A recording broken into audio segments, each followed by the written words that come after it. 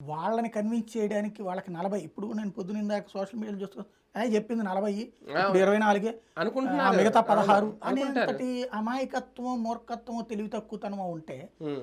అట్లాంటి వాళ్ళ కోసం ఆయన మాట్లాడినట్టుంది. హ్మ్. ఎందుకంటే బుర్రా బుద్ధి ఉన్నోడు ఎవడో కూడా హ్మ్.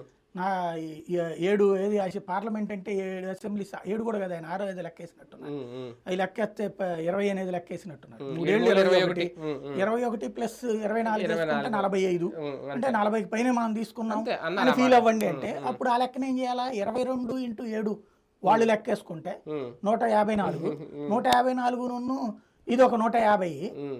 అంటే ఎంత వచ్చినట్టు 300 సీట్లు పోటీ చేస్తున్నట్టు అప్పుడు జగన్మోహన్ రెడ్డిని లెక్కేయాలా హ్మ్. 175 ప్లస్ హ్మ్. 25 ఇంటూ 7 7 అని లెక్కేయాలా అప్పుడు హ్మ్. 500 కంటే కొత్తగా అసెంబ్లీనో ఏదైనా మార్చాలి. అవును. అదే. అంటే మరీ ఇంత జనాలు వెర్రిగొర్రెలు అంటే సర్ది అనుకోవటం ఎవడేం చేయడు. చెప్పుకుంటున్నారేమో.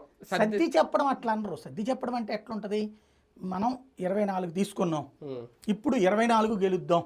హ్మ్. నెక్స్ట్ ట్రిప్ మనం 50 అడుగుతాం. హ్మ్. అంటే దాన్ని సర్ది చెప్పడం అంటారు. అవును. అవును. మనము 10 ఏళ్ల ఒప్పందం అనుకున్నాం కదా! హ్మ్. నెక్స్ట్ ట్రిప్ 50 తీసుకుంటాం. హ్మ్. లేదా నెక్స్ట్ ట్రిప్ సగం తీసుకుంటాం. అవును. నెక్స్ట్ ట్రిప్ సగం అడుగుతాం. హ్మ్. ఇప్పుడు 24 మనం గెలిపించండి మీరు. హ్మ్. నెక్స్ట్ ట్రిప్ నేను సగం తీసుకొస్తా హ్మ్. అనే ముక్క అంటే దాన్ని సర్ది చెప్పడం అంటారు. హ్మ్.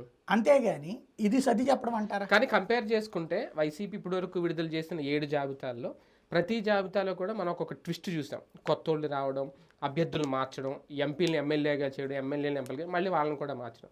ఒకేసారి 94 మంది అభ్యర్థులను ప్రకటించేస్తే టీడీపీలో